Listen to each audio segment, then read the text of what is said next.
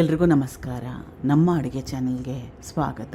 ದಿನ ಒಂದೇ ರೀತಿಯಾಗಿರೋ ದೋಸೆ ಇಡ್ಲಿ ತಿಂದು ಬೋರ್ ಆಗಿದ್ದಾಗ ಅಥವಾ ಇಡ್ಲಿ ದೋಸೆ ಹಿಟ್ಟು ಮನೇಲಿ ಇಲ್ದಿದ್ದಾಗ ಇದನ್ನು ಟ್ರೈ ಮಾಡಿ.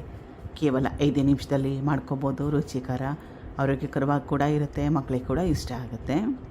ಮೊದಲನೇ ಸ್ಟೆಪ್ಪಲ್ಲಿ ಪಾತ್ರೆ ತೊಗೊಂಡಿದ್ದೀನಿ. 1 ಗ್ಲಾಸಷ್ಟು ಉಪ್ಪಿಟ್ಟು ರವೆ ಅಥವಾ ಸುಮಾರು ಒಂದು 1/4 kg ಚಿರೋಟಿ ರವೆ ಉಪಯೋಗ ಮಾಡ್ಬೋದು. ಬನ್ಸಿ ರವೆ ಕೂಡ ಉಪಯೋಗ ಮಾಡ್ಬೋದು. ಬನ್ಸಿ ರವೆ ಉಪಯೋಗ ಮಾಡಿದ್ರೆ ನೆನೆಯೋಕ್ಕೆ ಸ್ವಲ್ಪ ಹೆಚ್ಚಿನ ಸಮಯ ಬೇಕಾಗುತ್ತೆ. ಅದೇ ಗ್ಲಾಸಲ್ಲಿ ಅರ್ಧ ಗ್ಲಾಸಷ್ಟು ಅವಲಕ್ಕಿ ನೀರನ್ನ ಸೇರಿಸ್ಕೊಳ್ತಾ ಇದ್ದೀನಿ. ಕೈ ಆಡಿಸ್ಕೊಂಡ್ಮೇಲೆ 1 ನಿಮಿಷ ಹಾಗೆ ಬಿಡಬೇಕು. ಈ ರೀತಿ 1 ನಿಮಿಷ ರೆಸ್ಟ್ ಮಾಡೋದ್ರಿಂದ ರವೆ ಅವಲಕ್ಕಿ ಕೆಳಗಡೆ ನಿಲ್ಲುತ್ತೆ. ಮೇಲ್ಗಡೆ ನಿಂತಿರೋ ನೀರನ್ನ ತೆಗಿಲಿಕ್ಕೆ ಸುಲಭ ಆಗುತ್ತೆ. ಈಗ ಎಕ್ಸ್ಟ್ರಾ ನೀರೇನಿತ್ತಲ್ಲ ಅದನ್ನೆಲ್ಲ ಸಂಪೂರ್ಣವಾಗಿ ತೆಗೆದಿದ್ದೀನಿ.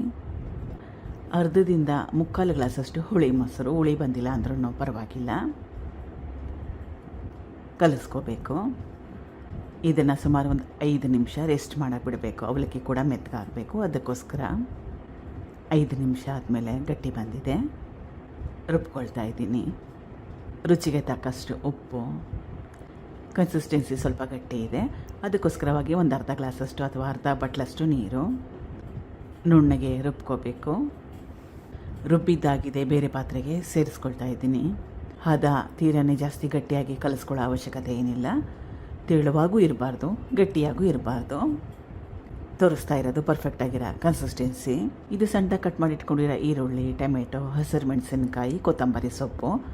ಇಷ್ಟ ಇದ್ದರೆ ಇದಕ್ಕೆ ಮುಸ್ಕಿನ ಜೋಳ, ಕ್ಯಾಪ್ಸಿಕಮ್ಮು, ಬೆಲ್ ಪೆಪ್ಪರ್, ಕಲರ್ದೆಲ್ಲ ಬರುತ್ತಲ್ಲ, ಕೆಂಪು ಕಲರು, ಹಳದಿ ಕಲರ್, ಬೆಲ್ ಪೆಪ್ಪರ್ ಅದು ಕೂಡ ಹಾಕ್ಕೋಬೋದು. ಹಿಟ್ಟು ರೆಡಿಯಾಗಿದೆ. ಹೆಂಚು ಕೂಡ ಚೆನ್ನಾಗಿ ಕಾದಿದೆ. ಇದು ಹೆಂಚಿಗೆ ನಾಟ್ಕೊಳ್ಳೋದಿಲ್ಲ, ರವೆನ ಉಪಯೋಗ ಮಾಡಿರೋದ್ರಿಂದ ತೆಳುವಾಗಿ ಬೇಕಾದರೆ ತೆಳುವಾಗೂ ಕೂಡ ಮಾಡ್ಕೋಬೋದು. ಸ್ವಲ್ಪ ಎಣ್ಣೆ, 2 ಕಡೆ ಚೆನ್ನಾಗಿ ಬೇಯಿಸ್ಕೋಬೇಕು.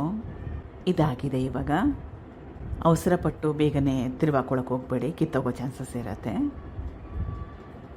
ಟ್ರೈ ಮಾಡಿ. Thank you for watching. Try ಮಾಡಿ. Thank you for watching. ಧನ್ಯವಾದಗಳು.